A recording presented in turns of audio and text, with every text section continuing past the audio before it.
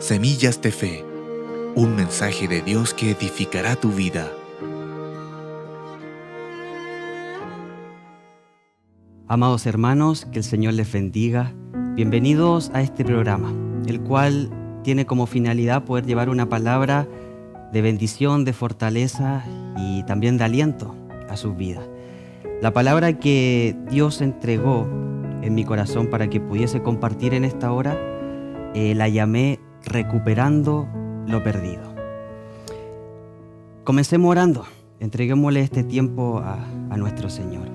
Padre, en esta hora, Señor, te entrego todo mi ser integral, Padre. Dame lengua de discípulo para poder llevar una palabra a tus hijos, para que con una palabra, Señor, pueda levantar al que está caído y restaurar al que lo necesita. Padre, que cada palabra que diga no sea proveniente de mi corazón, sino que directamente del tuyo, Señor.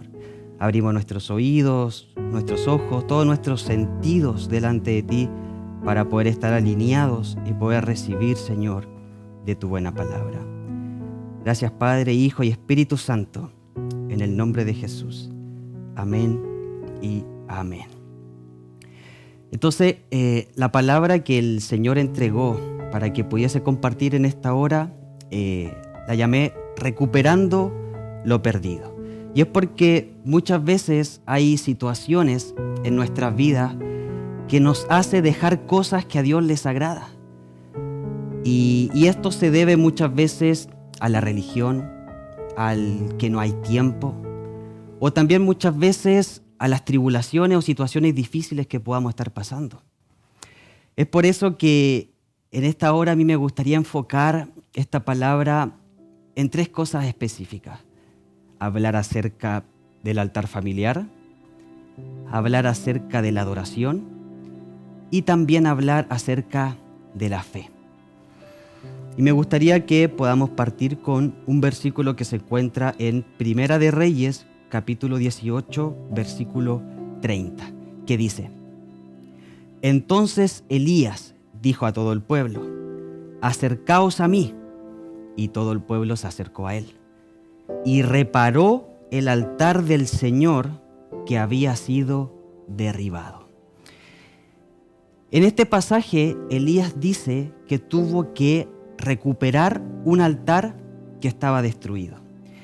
Y para colocar en contexto este pasaje, primero es importante señalar que Jesús, cuando habló acerca de los últimos días, el Señor dijo que serían como los días de Noé, como los días de Lot y también como los días de Elías.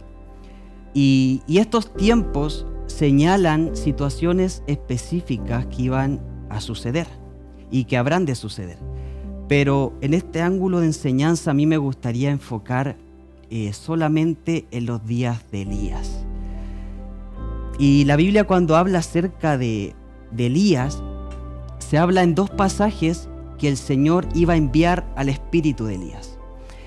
Y en este pasaje, cuando dice que va a enviar al espíritu de Elías en los postreros tiempos, dice que hará volver el corazón de los padres hacia los hijos y de los hijos hacia los padres.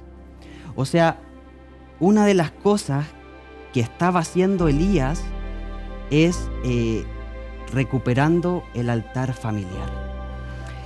Y recordemos que Israel en este tiempo estaba entregado totalmente a la idolatría, que era algo que venía desde el rey Jeroboam hasta el rey Acab. Y el rey Acab era quien gobernaba en esos días de Elías. Entonces Elías restauró el altar en este tiempo, con este rey que estaba totalmente entregado a la idolatría. Recordemos que Acab fue quien se casó con Jezabel. Y la Escritura dice que Acab hizo lo malo delante de los ojos del Señor, más que todos los que habían sido antes que él. Y él con Jezabel se entregaron a la idolatría y adoraron al Dios llamado Baal. Entonces, Elías estaba en este contexto y Elías restauró el altar en el monte Carmelo. Cuando recordamos esa famosa historia donde hizo descender fuego del cielo sobre aquel altar. Pero lo que me llama la atención del altar que Elías restaura es que este altar lo hizo con las 12 piedras de las 12 familias de Israel. Y esto también lo que nos habla es también de restauración familiar, porque los hizo con las 12 piedras de las 12 familias de Israel. Entonces, esto lo que nos habla, hermanos, recalcando, es restauración familiar. Entonces, una de las cosas que quizás se pueden haber perdido y que tenemos que recuperar es levantar un altar familiar, para que juntos como familia podamos estar unidos en este último tiempo, y así como Elías hizo descender fuego del cielo sobre ese altar, el Señor en este tiempo haga descender el fuego de su Espíritu Santo sobre este altar y sobre el altar familiar que nosotros vamos a formar y tenemos que formar en nuestros hogares. Otra cosa interesante es que este altar fue restaurado en el Monte Carmelo, y según los estudiosos dicen que el Monte Carmelo tipifica la abundancia. O sea que esto es lo que nos enseña también, que mientras el mundo esté carente de paz, carente de abundancia, carente de gozo, en nosotros tiene que haber abundancia de paz, abundancia de gozo, abundancia de esperanza, para poder ser luz entre tantas tinieblas. Entonces, este es el tiempo que el Señor dispuso para que estemos en familia, para que juntos podamos levantar este altar familiar. Yo creo que no tenemos que limitar este último avivamiento a solamente gente que se le toca y se cae como electrificada, o gente que comienza a sentir calor, o gente que comienza a tiritar, remolinear, saltar. No tenemos que limitar el avivamiento solamente a situaciones así, porque el avivamiento que se viene es un avivamiento también de santidad, un avivamiento de justicia, un avivamiento en la palabra, y entre mucho otro avivamiento también un avivamiento de restauración familiar. Esos son los avivamientos que yo creo que el Señor va a provocar en este tiempo. Y en esta línea me gustaría que podamos ir a Lucas capítulo 10 del versículo 30 al versículo 34. Y este versículo, hermano, es tremendo. Dice: respondiendo Jesús, dijo: un hombre descendía de Jerusalén a Jericó y cayó en manos de ladrones, los cuales le despojaron e hiriéndole se fueron dejándole medio muerto. Aconteció que descendió un sacerdote por aquel camino y viéndole pasó de largo. Asimismo, un levita también pasó por aquel lugar y viendo a este hombre herido también pasó de largo. Pero un samaritano que iba de camino vino cerca de él y viéndole fue movido a misericordia y acercándose vendó sus heridas, echándoles aceite y vino, y poniéndole en su cabalgadura, lo llevó al mesón y cuidó de él. Cuando leemos este versículo, a nosotros nos hace ser como aquel samaritano que fue movido a misericordia y pudo ayudar a otros. Pero lo que podemos leer en este versículo es que el levita y el sacerdote no pudieron ayudar a este hombre porque no tenían aceite ni vino. Caso contrario, el samaritano, que sí pudo ayudar a este hombre herido porque sí tenía aceite y sí tenía vino. Y esto me lleva al versículo de Salmo 128, versículo 3, que dice: tu mujer será como vid que lleva fruto a los lados de tu casa, y tus hijos como plantas de olivo alrededor de tu mesa. Aquí podemos ver dos cosas bien interesantes. Dice que tu mujer será como vid y que tus hijos serán como olivos. Y viendo la mujer que es como vid, recordemos que de la vid salen las uvas y de las uvas sale el vino. Y cuando vemos el lado de los hijos que son como olivos, recordemos que de los olivos salen las aceitunas y de las aceitunas sale el aceite.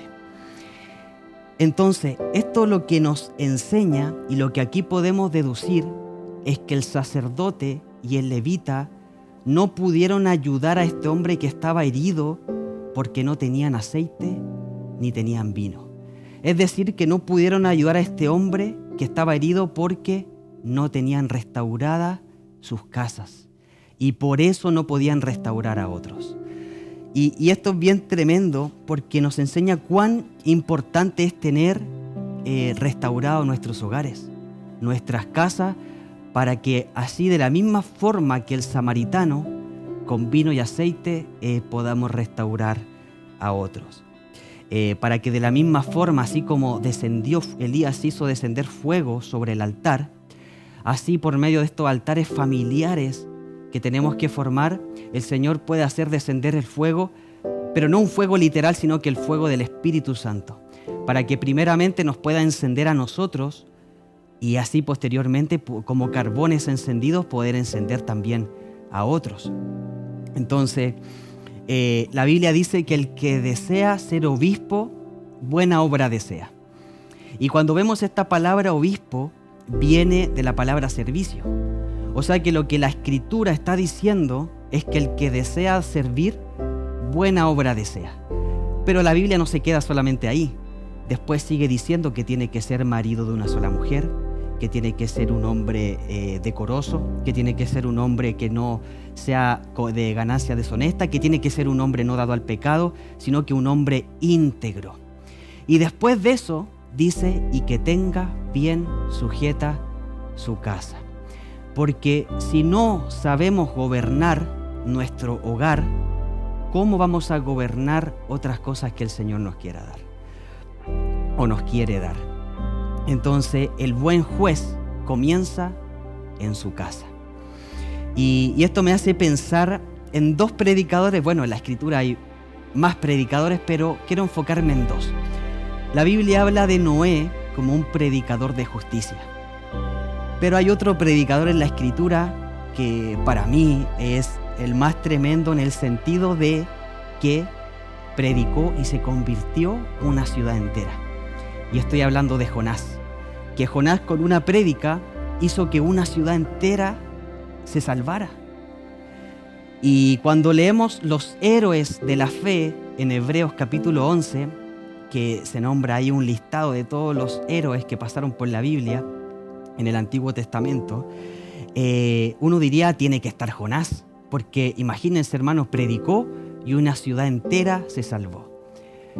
Pero no sale Jonás en el libro de Hebreos capítulo 11 de los héroes de la fe, sino que el que sale ahí es Noé, el que la Biblia dice que era un predicador de justicia.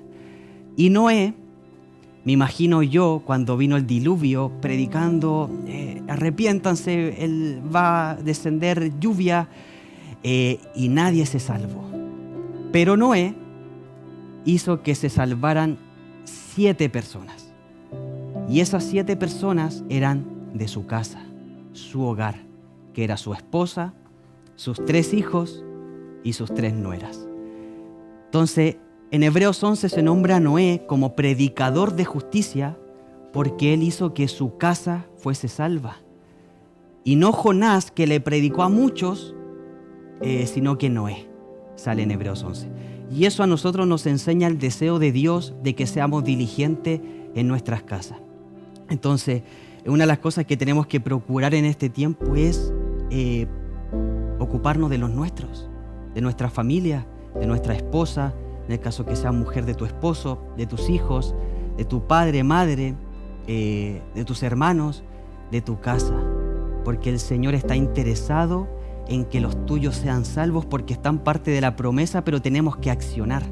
Entonces, que el Señor nos ayude en este tiempo a poder ser esos pregoneros de justicia, pero en nuestras casas. Y no te estoy diciendo que no vaya y no predique a los que están afuera, por supuesto que no, porque es importante y tenemos que llevar el mensaje de salvación a los que se están perdiendo también, pero ocuparnos también de nuestras casas y que el Señor, hermanos, nos ayude en esa tarea de poder ser también buen testimonio.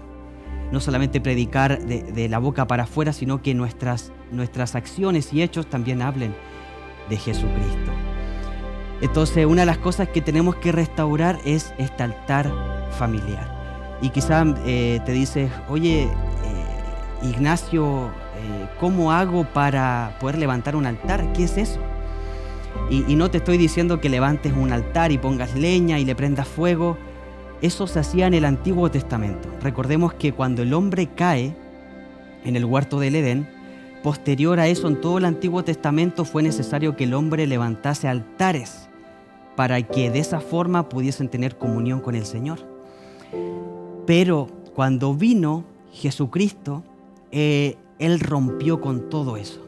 Y ya no fue más necesario que se levanten altares para poder establecer comunión con Dios, sino que ahora, gracias al sacrificio de Jesús, esos altares somos usted y yo, para que en cualquier momento y lugar podamos levantar adoración, alabanza y glorificar el nombre del Señor.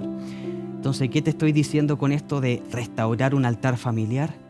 Ora con tus hijos, ora con tu esposa, comparte una palabra.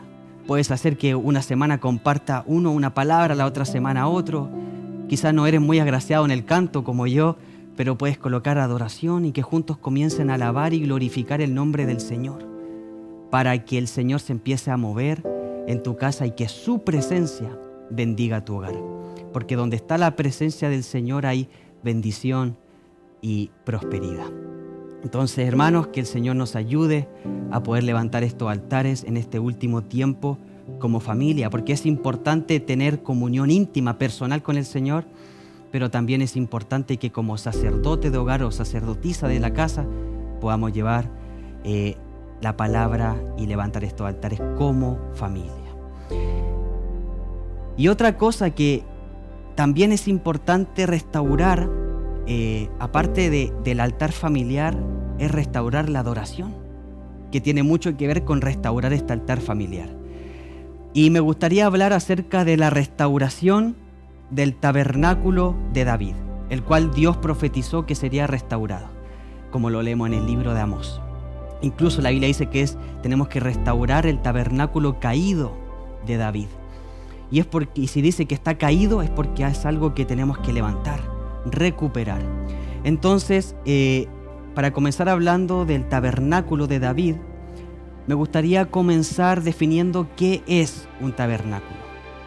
Y un tabernáculo es un santuario o una tienda, diseñado para que el Señor pudiese habitar en medio de su pueblo. Recordemos que posteriormente Israel, al salir de Egipto, el Señor le habló a Moisés diciendo: quiero que hagas un tabernáculo conforme al diseño que yo te daré. Y el propósito de este tabernáculo, dice el Señor, es para que yo habite en medio de mi pueblo. Y este santuario es conocido como el tabernáculo de Moisés, el cual estaba compuesto por 3 partes: el atrio, el lugar santo y el lugar santísimo. Y en este último, en el lugar santísimo, estaba el arca del pacto, que representaba la presencia misma de Dios, y que solo ahí podía entrar el sumo sacerdote una vez al año en la fiesta de la expiación, en la fiesta llamada Yom Kippur. Entonces, durante todo el éxodo en el desierto y a un tiempo después de entrar a Canaán, el tabernáculo de Moisés fue el punto de encuentro que tenía el pueblo de Israel con el Señor. Entonces, la historia continuó. El pueblo estuvo con Moisés, Moisés murió, y luego Josué tomó el liderazgo de Israel. Y fue Josué quien ingresó al pueblo de Israel a Canaán. Y luego de ingresar a Canaán, Josué murió. Y luego de que Josué murió, el Señor levantó jueces, líderes, que guiaron al pueblo durante un tiempo específico. Y ahí conocemos a Gedeón, a Jefté, a Sansón, a Débora y a todos los que leemos en el libro de Jueces. Entonces ellos guiaban al pueblo hasta que llegamos a los días de Samuel, el profeta Samuel. Y el Señor levantó al profeta Samuel como líder principal de todo el pueblo de Israel. Y en este tiempo, el mayor enemigo de Israel eran los filisteos. Pero el pueblo de Israel mantenía su confianza en que el arca del pacto, o sea, Dios mismo, estaba en medio de ellos. Entonces, en una oportunidad, hubo una batalla entre Israel y los filisteos. Y resulta que en esa batalla los filisteos vencieron al pueblo de Israel. Y dice la Escritura que cuando los filisteos vencieron al pueblo de Israel, se llevaron el arca del pacto.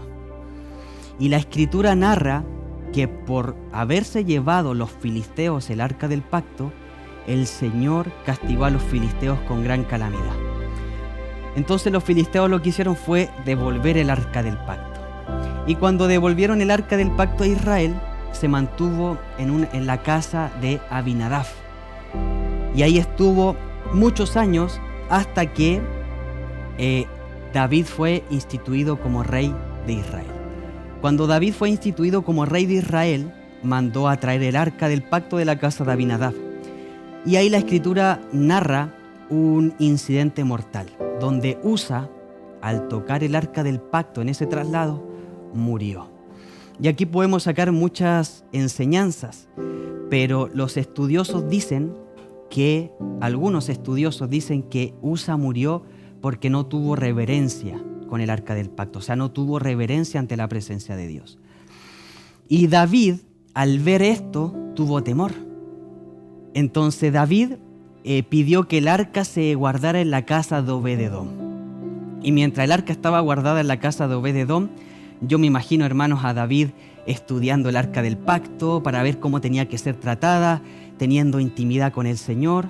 Y entre paréntesis, mientras el arca del pacto estuvo en la casa de Obed-edom, dice la Escritura que Obed-edom fue bendecido y próspero en todo lo que hizo, él y su familia. Y eso quiere decir porque el arca del pacto era la presencia de Dios, es decir, que si la presencia de Dios está en tu hogar, el Señor te va a bendecir y te va a prosperar a ti y a tu casa en todo lo que hagas. Y eso me lleva a lo que hablamos de el altar familiar, porque donde está la presencia de Dios, Él bendice y prospera. Entonces, lo que hizo David es que preparó una tienda. Y cuando preparó esta tienda, mandó a traer el arca del pacto de la casa de Obed-edom y puso el arca del pacto en esta tienda. Y es porque David entendió que lo que el Señor quería era una tienda para que Dios pudiese habitar en medio de su pueblo. Y este lugar que David hizo, dice la Escritura que fue un lugar simple hecho de cortinas, un cuartito chico, que era el equivalente al lugar santísimo, ya que no tenía 3 lugares como otro lugar santo, el lugar santísimo tenía solamente un lugar hecho de cortinas, que era el equivalente al lugar santísimo, y ahí estaba el arca del pacto. Y este lugar simple, hecho de cortinas, es lo que se llama el tabernáculo de David. Entonces, para entender el deseo de Dios de restaurar el tabernáculo de David, tenemos que saber quién era la persona de David. David fue llamado el dulce cantor de Israel, un adorador, un hombre conforme al corazón de nuestro Señor. Y David era un adorador porque él fue quien instauró los 24 cánticos sacerdotales o las 24 órdenes sacerdotales que estaban compuestas por las 3 familias de Asaf, Jedutún y Emán, que el propósito de esto era que la adoración nunca cesara. Y era porque David era un adorador. David era tan amado por Dios que el Señor le prometió que de su simiente iba a venir el Cristo. Por eso es que cuando Jesús vino a esta tierra le decían hijo de David, porque la gente reconocía en Jesús que era la simiente prometida de David que gobernaría para siempre. Entonces, restaurar el tabernáculo de David conlleva, entre muchas otras cosas, restaurar la adoración. Y una de las cosas que nosotros tenemos que procurar es recuperar la adoración. Y la adoración conlleva muchas cosas en nuestra vida. Muchas veces pensamos que la adoración es una actividad, pero la adoración no es cantar, hermanos, canciones lentas, sublimes, las cuales levantamos las manos, cerramos los ojos y comenzamos a cantar. Eso no es solamente la adoración. La adoración es una actitud diaria de gratitud al Señor. Y uno adora de acuerdo al grado de conocimiento que tiene de Dios. Es decir, que mientras más le conocemos, mientras más intimidad y mientras más nos acercamos al Señor, más profunda y perfecta se hace nuestra adoración. Y la primera vez que aparece la palabra adoración en la Escritura es en el libro de Génesis, cuando Abraham iba a sacrificar a su hijo Isaac. Porque la Escritura dice en Génesis, capítulo 22, versículo 5, dice: Entonces dijo Abraham a sus siervos: Esperad aquí con el asno, y yo y el muchacho iremos hasta allí, adoraremos y volveremos. Aquí Abraham estaba diciendo que iba a ir a adorar con Isaac. Pero cuando vemos estos pasajes, en ningún momento se nombra que haya música, algún instrumento musical. No se nombra nada de eso. Entonces esto lo que nos enseña es que la adoración es más allá que incluir instrumentos musicales, o más allá que incluir música. Entonces, para entender bien, tener el cuadro completo de lo que es la adoración, es semejante a una historia que escuché hace tiempo, que se trata sobre un elefante. Imagínense que es primera vez que aparece el elefante sobre la faz de la tierra, y nadie sabía cómo era un elefante. Entonces se apagaron las luces y la gente comenzó a adivinar cómo era un elefante. Entonces va uno y dice: el elefante es como un tronco. Y es porque le estaba tocando las piernas al elefante. Y va otro y dice: no, el elefante es como una manguera y hasta sale agua. Y es porque le estaba tocando la trompa al elefante. Y viene otro y dice: no, ustedes dos están equivocados, porque el elefante es como una serpiente. Y es porque le estaba tocando la cola al elefante. Y no es hasta cuando se prendió la luz, y ahí quedaron todos asombrados y dijeron: wow, así es un elefante. No era como pensaban, sino que al tener el cuadro completo pudieron ver cómo era el elefante. Asimismo es la adoración. Para entender lo que es, tenemos que tener el cuadro completo de lo que es la adoración para poder comprender. Por ejemplo, dice Juan capítulo 12, versículo 20. Había ciertos griegos entre los que habían subido a adorar en la fiesta. Y entonces lo que nos está diciendo este versículo, que uno puede adorar estando en una actitud de fiesta. Es decir, que cuando usted está, hermano, danzando en la congregación, remolineando, saltando, gritando, tocando el pandero, eso es una actitud de adoración. Haciendo fiesta al Señor, eso es adorar. También, por ejemplo, se puede adorar, estar sirviendo al Señor es adorar. Y eso lo vemos en Mateo capítulo 4, versículo 10, que dice: Entonces Jesús dijo: Vete, Satanás, porque escrito está: Al Señor tu Dios adorarás y solamente a Él servirás. O sea que se puede estar sirviendo y adorando al Señor. Es por eso que si usted está sirviendo en algún área de la iglesia, ya sea de redes sociales, fotografía, sonido, iluminación, o los hermanos que están cuidando el parquímetro, los autos, eso es adorar al Señor, porque le estás sirviendo a Él. Y eso es tener una actitud de adoración. También se puede estar adorando al momento de ofrendar. Y esto lo veo en Mateo capítulo 2, versículo 11, que es cuando nació Jesús en Belén, venían los sabios y dice: Y al entrar en la casa, vieron al niño con su madre María, y postrándose, lo adoraron, y abriendo de sus tesoros, sacaron incienso, oro y mirra. O sea, esto lo que nos está enseñando es que se puede estar ofrendando y en ese momento también estás adorando al Señor. Y no importa si colocas quizás 1 peso, 50 pesos, 100 pesos, 1000 pesos aquí en Chile, porque el Señor nunca va a ver el color de tu billete, sino que yo he entendido que va a ver más bien el color de tu corazón al estar ofrendando. Entonces, que el Señor nos ayude con todo esto y aún con más para poder comprender lo que es la adoración y de esa forma adorar al Señor, pero de una manera integral en todo lo que a Dios le agrada. Entonces, con todo esto podemos comprender que la adoración no es una actividad del miércoles, no es una actividad del domingo, sino que la adoración es una actitud interna de nuestro corazón. Yo siempre digo que los apóstoles, los profetas, los evangelistas, pastores y maestros van a pasar, pero algo que nunca va a pasar es un adorador. Eso se hace aquí en la tierra y se va a hacer también allá en el cielo. Por eso es que la Biblia dice que el Señor está en una búsqueda divina. Y dice Juan que Él busca adoradores en espíritu y en verdad.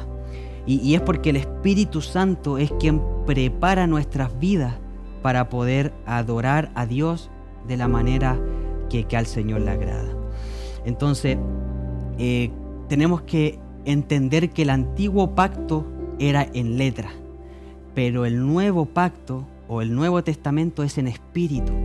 En el Antiguo Testamento a Dios se le rendía lo que se tenía, pero ahora en el Nuevo Testamento a Dios se le rinde lo que somos. Por eso es que en Romanos capítulo 12, versículo 1 dice que os ruego, hermanos, por la misericordia de Dios, que presentéis vuestros cuerpos en sacrificio vivo, santo y agradable a Dios, que es vuestro culto racional. Entonces, presentar nuestra vida como sacrificio vivo, ese es el culto de hoy. En el Antiguo Testamento a Dios se le adoraba con lo que se tenía, se llevaba frutos, se llevaba animales, pero ahora a Dios se le adora rindiendo lo que somos, ofreciendo nuestros cuerpos integralmente hablando como sacrificio vivo, santo y agradable delante del Señor. Entonces, qué importante es que podamos entregar nuestra vida al Señor. Y en todo momento, e incluso en la mañana, que lo primero que hagamos sea entregar nuestra vida al Señor. Por eso Proverbio dice que yo amo a los que me aman y me hallan los que temprano me buscan. Porque yo he entendido que aquello en lo que enfoques tu corazón en la mañana es lo que va a dar forma a todo lo que hagas durante el día.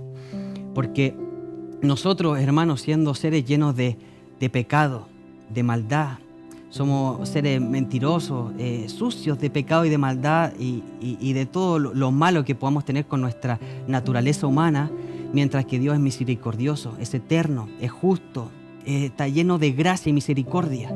Entonces, cuando oramos, nos hacemos uno con el Señor y no son tus cosas malas que pasan a Dios para nada, sino que es la bondad de Dios que es la que nos cubre y nos inunda. Y eso es lo que tenemos que procurar hacer todos los días y no dejarlo para el último, sino que en la mañana lo primero que hagas no sea, hermano, abrir el celular, las redes sociales, el Instagram, el Facebook, que ministrándome con ustedes sí lo he hecho. Pero yo me he dado cuenta que cuando lo primero que hago, si no es buscar al Señor, mi día no es como lo es cuando oro. Porque no estoy diciendo que si oras va a ser un día perfecto, para nada. Siempre pasamos dificultades, pero si oras y entregas tu mañana al Señor, vas a afrontar los problemas de manera diferente y lo que hagas en la mañana va a moldear lo que hace durante todo el día. Entonces, que el Señor también nos ayude en esto, a poder buscarle de mañana. Que lo primero que hagamos sea buscar el rostro de nuestro Señor. Entonces, hemos hablado acerca de restaurar el altar familiar y restaurar la adoración, que están íntimamente ligados. Pero también me gustaría hablar acerca de recuperar la fe. Que esta es una situación que muchas veces es menguada por la incredulidad o la duda. Y me gustaría que pudiésemos leer Lucas capítulo 7, versículo 19 al 23, que dice: y los envió a Jesús para preguntarle: ¿eres tú el que había de venir o esperaremos a otro? Aquí, para colocar en contexto, Juan el Bautista estaba enviando a sus discípulos a Jesús para preguntarle si realmente era Jesús el Mesías o el Cristo que habría de venir. Entonces, dice la Biblia en Lucas 7, versículo 19 al 23. Cuando pues los hombres vinieron a Jesús, dijeron: Juan el Bautista nos ha enviado a ti para preguntarte: ¿eres tú el que había de venir o esperaremos a otro? En esa misma hora Jesús sanó a muchos de enfermedades y los sanó. También dice la Biblia que a los ciegos veían, que sacó a muchos de espíritus malos y que a muchos ciegos les dio vista. Entonces, luego que el Señor hizo todos estos milagros, les dijo: id y hacer saber a Juan el Bautista lo que habéis visto y oído. Los ciegos ven, los cojos andan, los leprosos son limpiados, los sordos oyen, los muertos son resucitados y a los pobres es anunciado el Evangelio. Bienaventurado es aquel que no halle tropiezo en mí. Entonces, Juan el Bautista, podemos leer que él dudó si Jesús era el Cristo. Y fue Juan el Bautista quien bautizó a Jesús. Fue, hermano, Juan el Bautista el que dijo: he ahí el Cordero de Dios que quita el pecado del mundo.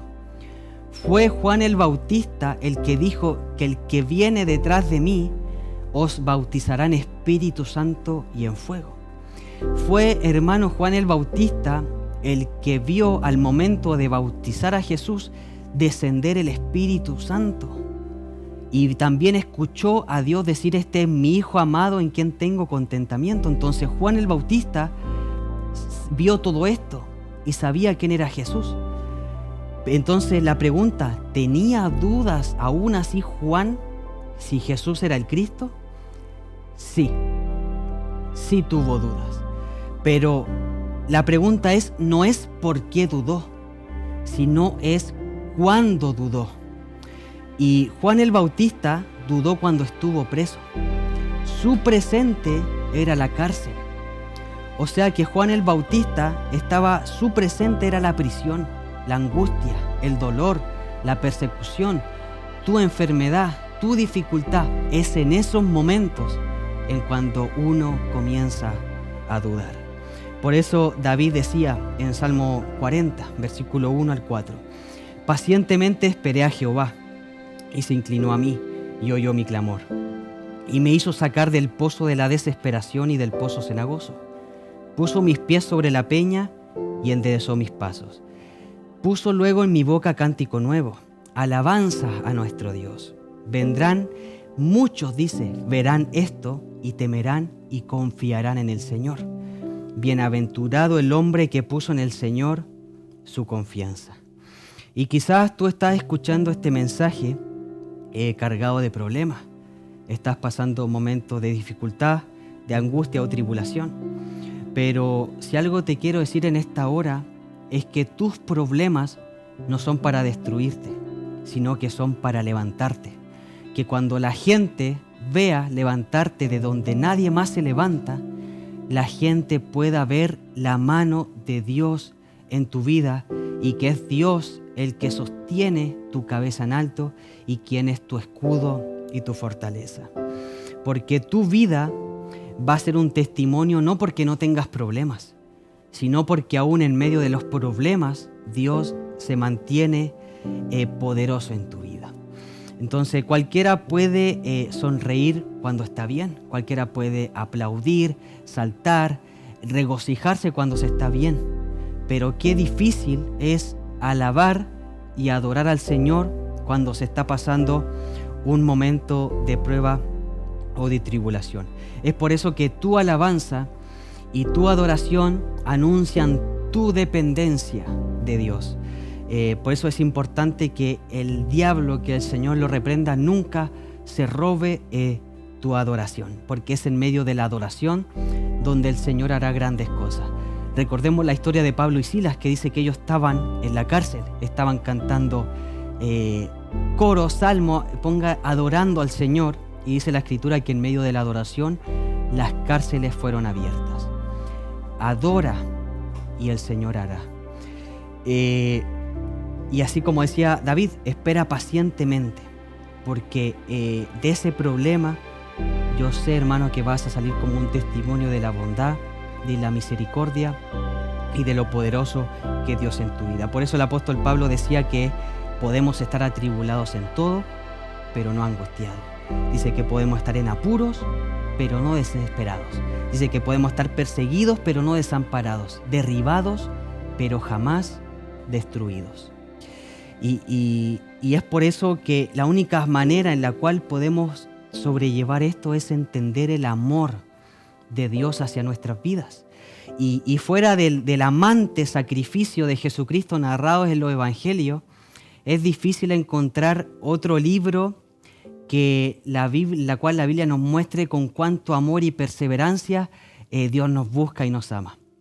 Pero hay un libro que tipifica la forma en la cual Dios nos ama y nos busca. Y estoy hablando del libro de Oseas. Este es un libro que relata la historia de cómo Dios le ordena al profeta Oseas que se case con una ramera, o sea, con una prostituta. Y la Biblia dice que esta mujer le fue infiel varias veces al profeta Oseas. Pero vemos cómo en este libro Oseas una y otra vez le ofrece perdón y restauración. Y eso nos representa el amor de Dios con nosotros, que aunque fallemos, el Señor una y otra vez nos ofrece su perdón y su restauración. Pero también pensaba en aquellos momentos difíciles de tribulación, que aún en esos momentos el Señor muestra su amor para con nosotros. Entonces, porque la cosa, hermanos, no es si pasamos por el desierto, porque vamos a pasar por el desierto. La cosa es ser aprobados en medio del desierto. Por eso Cantares dice, tipificando a la amada, a la novia, ¿quién es esta que sube del desierto, recostada sobre su amado? Es decir, que la novia tiene que ser pasada por el desierto. Y ahora entiendo por qué en el libro de Eclesiastés Salomón dice que prefería estar en la casa de luto que en la casa de fiesta. Y uno lee estos versículos y dice, chuta, Salomón era masoquista, que prefería estar en la casa de la tristeza que en la casa de la alegría. Y no era eso, sino que es porque muchas veces las lágrimas te enseñan cosas que las alegrías nunca te van a enseñar. Y esto lo digo con convicción porque lo aprendí. Hace poco, y es primera vez que lo cuento quizás de manera abierta, con mi esposa pasamos un momento bien difícil. Nosotros estábamos esperando un bebé y nos estábamos proyectando e ilusionados y haciendo todo para esperar a ese bebé que venía en camino. Donde en una oportunidad fuimos a una ecografía, no me acuerdo si era la tercera o cuarta ecografía, donde el doctor comenzó a revisar a mi esposa y nosotros alegres, viéndolo en la camarita, y de repente el doctor guarda silencio mucho rato, donde uno ya ahí comenzaba a pensar algo. Y el doctor nos dice que no sentía los latidos de nuestro bebé. Y en ese momento el doctor nos contó que habíamos perdido a nuestro bebé. Y fue un momento tan difícil que me acuerdo que con mi esposa salimos de la clínica y no sabíamos qué hacer. Recuerdo que salíamos y comenzamos a caminar sin rumbo hasta que llegamos a nuestra casa, y recuerdo que lo primero que hicimos, nos tiramos en la cama y comenzamos a romper en quebranto. Y lo primero que hicimos fue orar. Nos pusimos de rodillas y comenzamos a levantar oración al Señor. Y fue tan difícil que cuando comenzamos a orar, no sabíamos cómo orar. Con mi esposa intentábamos orar y no sabíamos si pedir perdón, si dar gracias. Era un momento tan difícil que no sabíamos cómo orar. Que lo único que hicimos fue adorar su soberanía. Y comenzamos a levantar adoración delante del Señor. Y muchos versículos comenzaban a resonar en nuestro corazón. Y uno de los versículos que resonaba era aquel versículo que dice: ¿Por qué te abates, alma mía? Espera en Dios, porque ciertamente he de alabarle. Y una de las cosas que nos habla este versículo es que tenemos que alabarle aún en los momentos de abatimiento. Porque fácil es alabar y adorar cuando se está en ambiente, pero difícil es alabar y adorar cuando no hay fuerzas para hacerlo.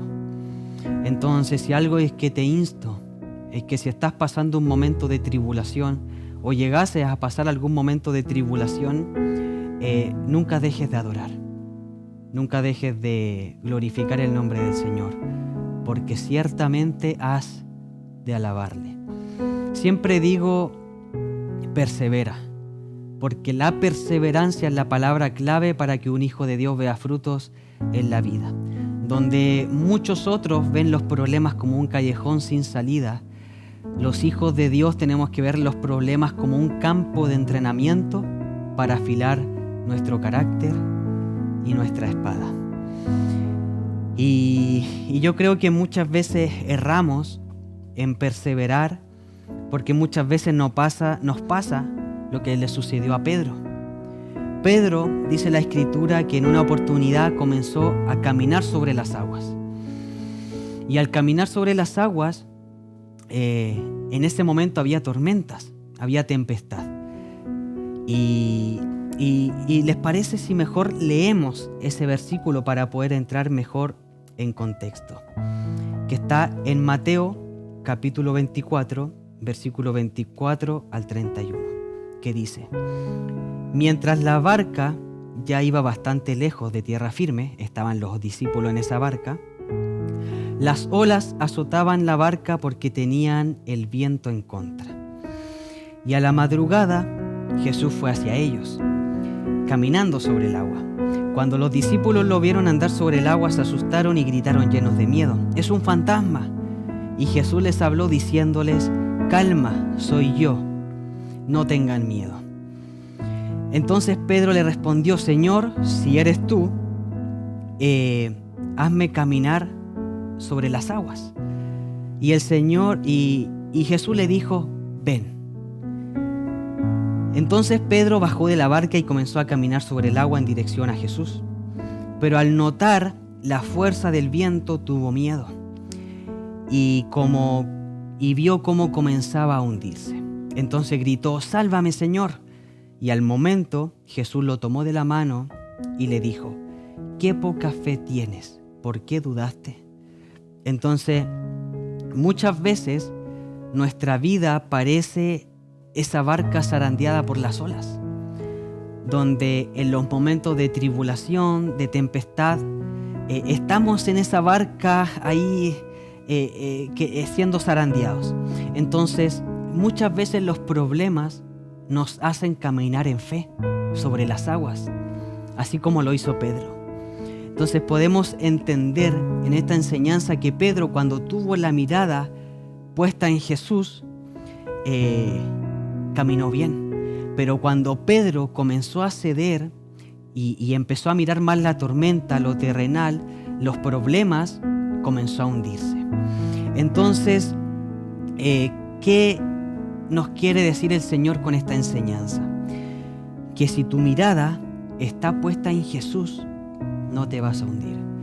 Pero si tu mirada y tus pensamientos comienzan a desviarse más hacia los problemas, hacia las situaciones difíciles, entonces nos vamos a empezar a hundir. Así que tenemos que comprender que Él está ahí en el agua con nosotros y que Él es quien cuida de nuestras vidas. Por eso en Isaías dice que cuando pases por el agua, yo estaré contigo. Que cuando pasas por los ríos no te vas a anegar. Y aun cuando pases por el fuego no te vas a quemar. Entonces el Señor lo que nos quiere enseñar es que no demos cabida ni a la duda ni a la incredulidad, sino que sea la fe que prevalezca en nuestra vida. Y que esa fe sea la que nos haga caminar sobre las aguas en medio de la tempestad y en medio también de los momentos difíciles. Pero si en esta hora, tú que estás escuchando este mensaje, quizás has errado y lo primero que hablamos, no has hecho altares familiares. quizás lo dejaste de hacer. Quizás no has sido diligente con tu casa, con tu hogar, con los tuyos. O si quizás lo segundo que hablamos no has adorado al Señor, no has levantado adoración y no has adorado en espíritu y en verdad como el Señor busca. O quizás esto último que estuvimos hablando, quizás estás pasando por momentos difíciles, momentos de tribulación, momentos de tristeza, dolor, persecución, cualquier tipo de angustia. Quizás estás pasando cualquiera de todas estas situaciones o cualquier otra circunstancia en tu vida.